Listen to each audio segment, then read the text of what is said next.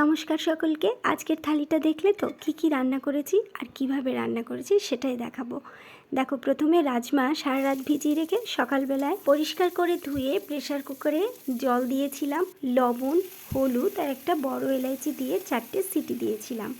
তারপর কড়াইয়ে তেল দিয়েছি, পেঁয়াজ কুচি ভেজেছি, আদা রসুন কাঁচা লঙ্কা বাটা দিয়েছি, ধনে গুঁড়ো, Kashmiri red chili powder, tomato, হলুদ গুঁড়ো দিয়ে ভালো করে কষিয়ে নিয়েছি। টমেটো গলে গিয়েছে। তারপর সিদ্ধ করা রাজমাটা দিয়ে দিয়েছি আর দিয়েছি সেই সিদ্ধ করা জলটাই। যেহেতু লবণ দেওয়া ছিল তাই পরে আর লবণ দেওয়ার দরকার পড়ে না, তবুও টেস্ট করে দেখতে হবে যে লবণ ঠিকঠাক আছে কি না। আর ওদিকে অন্য কড়াইয়ে তেলের মধ্যে দিয়ে দিলাম ঢ্যাঁড়স, কাঁচা লঙ্কা, পেঁয়াজ, লবণ, হলুদ। ওদিকে রাজমাটা ফুটছে আর এইদিকে ঢ্যাঁড়স ভাজা চলছে। দুই কড়াইয়ে দুটো রান্না হচ্ছে। রাজমাটা প্রায় হয়ে গিয়েছে। দুটো কাঁচা লঙ্কা চিড়ে দিয়ে দিয়েছি আর দেবো এর মধ্যে বাটার দিলে টেস্টটা খুব ভালো আসে। দিলাম কসুরি মেথি আর ধনে পাতা। এবার কিন্তু নামাবার পালা। হয়ে গেছে রান্না, নামিয়ে নিয়েছি। আর ওদিকে ঢ্যাঁড়স ভাজাও কমপ্লিট, এটাকেও নামিয়ে নিয়েছি।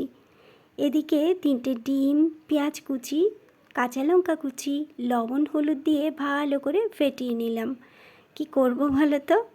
করব অমলেট কারি, তাই আগে অমলেটটাই করে নিচ্ছি।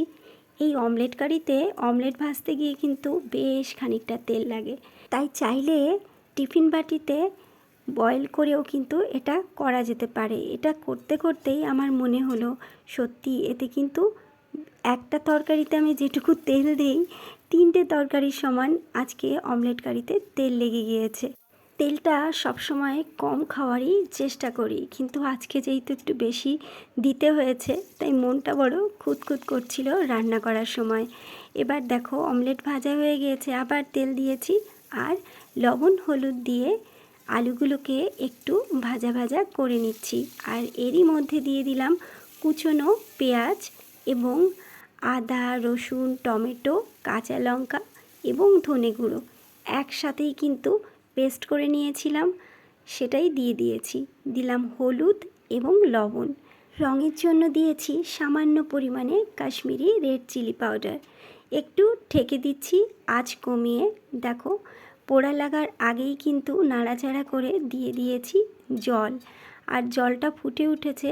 নামানোর আগে দিলাম একটু ধনেপাতা। আজকের রান্নার ব্লগ ভিডিওটা তোমাদের কেমন লাগলো জানিও। ফিরে আসবো অন্য কোনো ভিডিও নিয়ে অন্য কোনো সময়।